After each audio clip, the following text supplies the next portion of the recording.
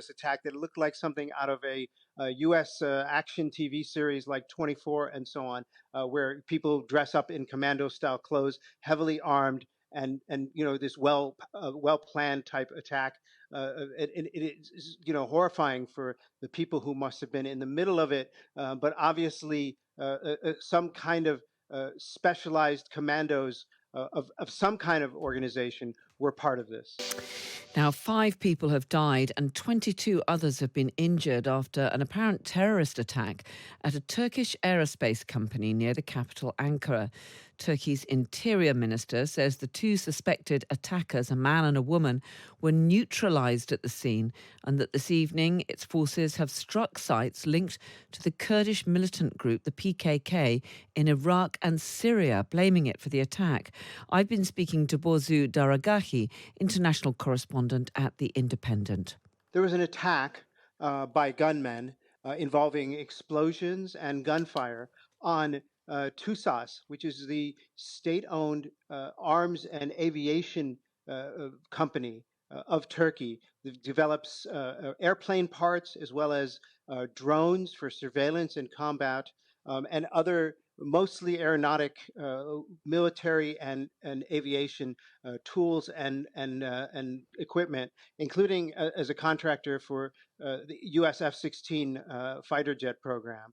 It was an attack that we still don't know every single detail about. No one has claimed responsibility for it. There are photos circulating, unconfirmed, on social media showing the gunmen heavily armed, commando style, attacking the facility.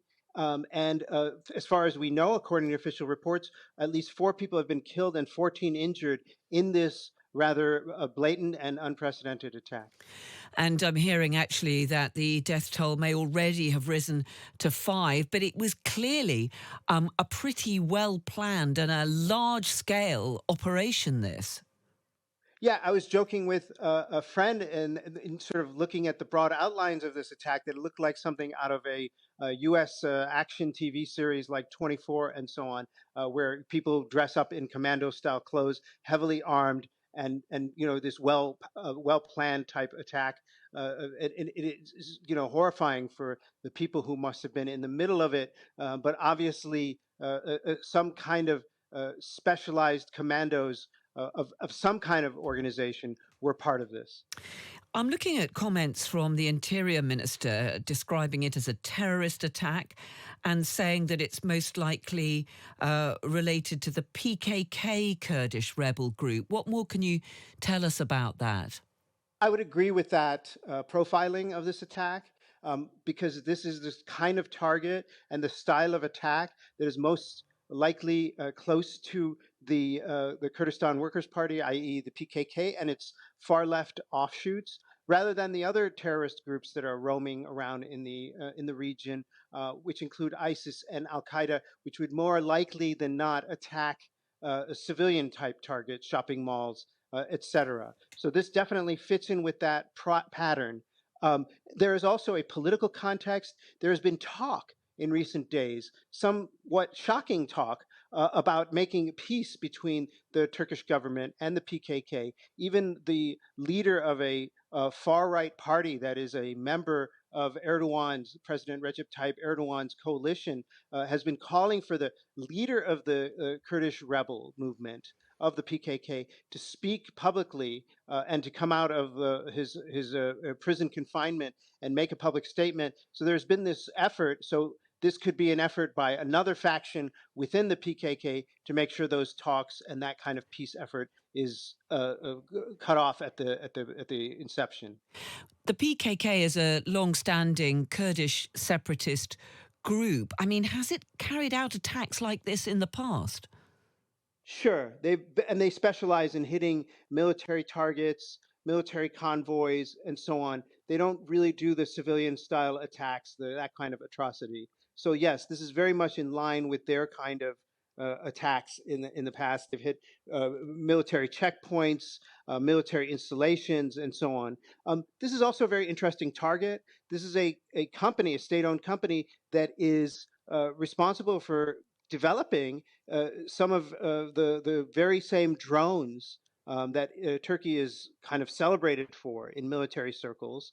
And those drones, those unmanned aerial vehicles, they developed basically they were sharpened and they were most kind of prominently used in the beginning of their development against Kurdish rebels in the mountains of northern Iraq and southeast Turkey. And just tell us a bit about the political reaction to this, because President Erdogan is away at the big summit being hosted by President Putin of the so-called BRICS nations. I think that the political reaction to this is going to be muted and restrained. I think that the Turkish government is doing pretty well these days. Their economy is, despite the recent troubles, inflation is under control. Foreign investment is beginning to come back in. The Turkish government of Recep Tayyip Erdogan is trying to make peace with the Kurds. So this is not in line with those efforts. So I don't think they're going to overreact. I don't think they're going to respond disproportionately. But look for, at some point, I don't think they're going to start arresting random Kurds on the street because of this attack. But look for a attack, perhaps on Kurdish rebel sites in northern Iraq or Turkey. And presumably at the moment there's still a pretty big security operation going on around the site of the attack. Exactly. And there apparently have been two people detained or neutralized, as the Turkish press puts it, maybe killed, maybe taken into custody in relation to this attack. I'm sure there will be investigations. The Turkish law enforcement agencies are mostly using CCTV cameras, very, very prolific in this country, very widespread, to try to piece together the precedent, the first initial steps before this attack took place. Well, that was Borzu Daragahi, international correspondent at The Independent. Afternoon, everybody.